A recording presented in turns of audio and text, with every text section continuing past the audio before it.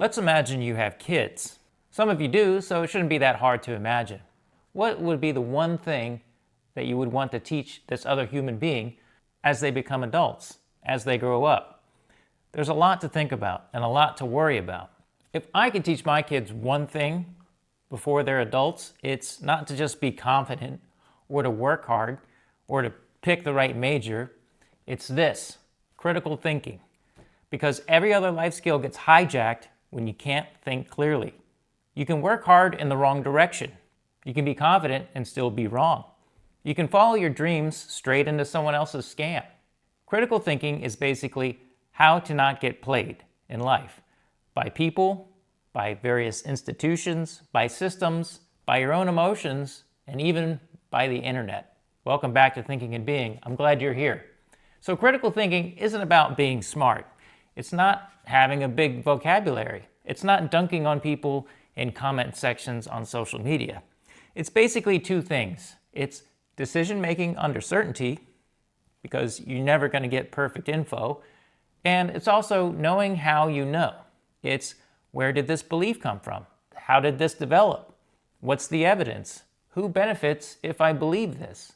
It's basically an internal BS detector plus a decision engine. So most people walk through life like every problem is a single event with a single cause. Systems thinking says, nope, everything is connected. We've returned to systems thinking many times in the videos within this channel. Things are connected by incentives, feedback loops, time delays, but here's a twist. In human systems, vibes are real data. For example, in this book by Kahneman, In This Economy, which explains the economy in basic terms, her whole terminology about vibe session is basically when people feel uncertain, they behave differently even if the spreadsheet says things are fine. And when millions of people behave differently, the system shifts. Vibes aren't magic, they're mass psychology that we should account for. Things like confidence and fear, resentment, hope, and status anxiety. So critical thinking isn't ignore vibes, it's looking at what is the mechanism behind this vibe. What are the incentives or experiences that created it? And what behaviors does it produce at scale? Because the system doesn't just run on facts, it runs on beliefs that become behavior. When we look at technology, process, and people, technology is just complicated. Technology plus process is complex. And then adding people to all of that, what you get is very high complexity. And not just linearly increasing complexity, but non-linearly increasing complexity. Complex means you can't predict it cleanly because people react to incentives, fear, identity, status, and stories. This is why politics can get insane. This is why workplaces get irrational. This is why social media comment sections turn into civil wars over nothing. Critical thinking means noticing this isn't a math problem, this is a human system. And then there's psychological operations, the game that people pretend isn't real. Let's stop acting like manipulation is conspiracy. It's normal and it's common. Marketing is a form of persuasion and advertising.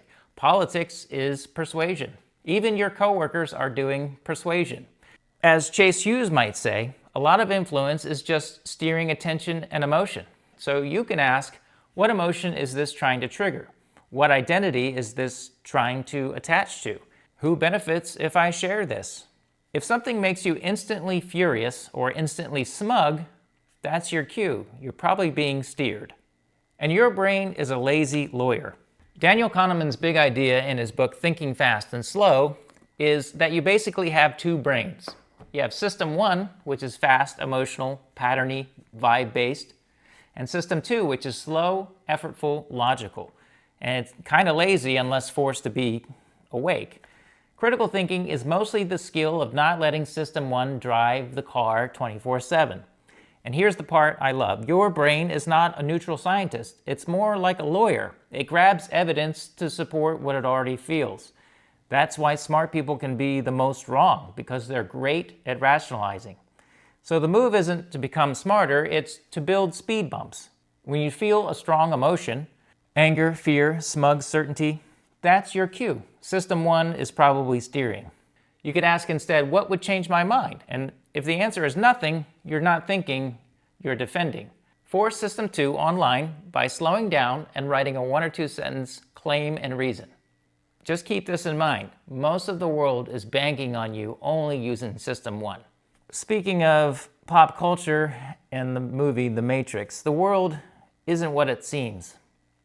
The Matrix isn't about computers, it's about perception. Most of life is just a layer cake. What happened, what it means, what it signals, and who benefits.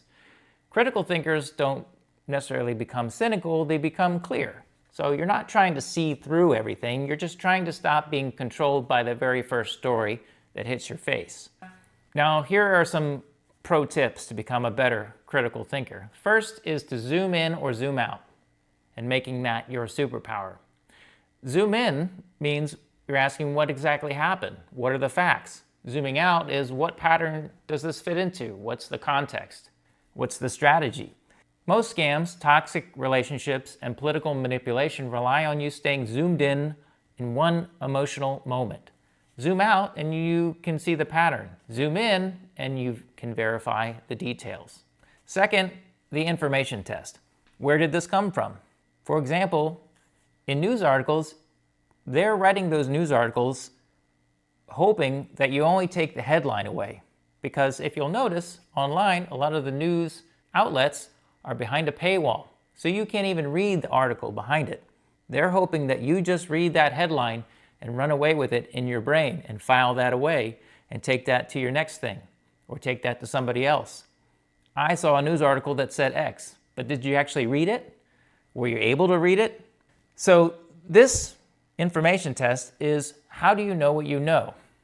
Before you believe something, especially politics or news, run this mini check. Look at the source. Who said it first? Look at the evidence. What would change my mind? Look at the incentive. What do they get if I believe this? Look at the base rate. Is this common or rare?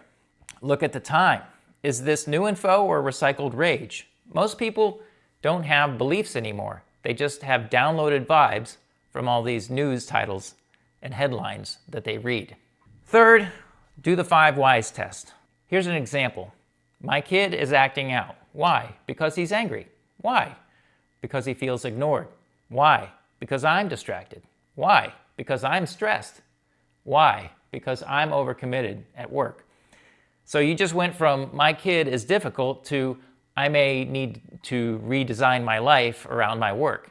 Same works for politics or relationships or money mistakes. The first explanation is usually a decoy. Fourth is the 3-question firewall.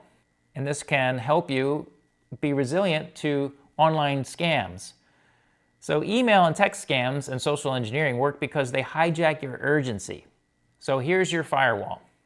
Ask, what's the rush? Because urgency is manipulation. And then second, what is the ask? Money, logging in, personal info?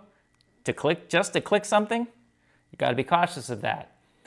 And then third, what's the independent verification?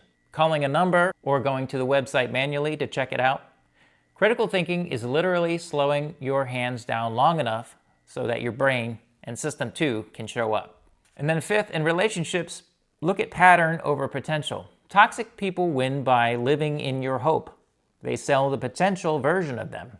Critical thinking in relationships means judge by pattern, not speeches. Judge by cost, not chemistry. Watch how you feel after. Do you feel energized or drained? And the systems question. What behavior does your relationship reward? If it rewards chaos, you're just going to get more chaos. And then 6, the 10-second protocol. Here's a simple habit that changes everything. When you feel the spike, anger, fear, excitement, or urgency, be aware of that. Do this. First, pause for 10 seconds. Then zoom out. What is the system or pattern? Do the 5 whys, what's underneath this, and then check incentives. Who benefits? Then decide. It's not about being perfect, and better at building a good life for you and your family. And then last, the Steelman test, as opposed to the straw man. The Steelman means state the strongest version of the opposing view so well that someone who believes it would say, yep, that's fair. So why is that critical thinking? It forces you to separate truth-seeking from identity protecting, which we do implicitly all the time. It exposes hidden assumptions about your own position. It immunizes you against manipulation because propaganda relies on you never truly understanding the other position. So your quick script move could be, before I decide, I'm going to argue the best version of the other side for 20 seconds. Then you do it. Then you say, now, here's where I still land and what evidence would actually change my mind. This kind of practice makes you sound wise, not preachy. So at the end of the day, don't outsource your mind. And you can pick one thing today and run the filters that I gave you. Critical thinking isn't a personality trait, it's a habit. And the goal isn't to be cynical, it's to be hard to manipulate. So here's some homework. Pick one belief that you've been carrying around or one headline that you half agree with and run the filters. Ask what would have to be true for this to be true, or who benefits if I believe this, or what's the simplest explanation, and what's the scarier one. And if you have examples of critical thinking methods that have worked for you in the past, go ahead and drop that in the comments. All right, that's all for this video. See you next week, and do not go gentle into that good night.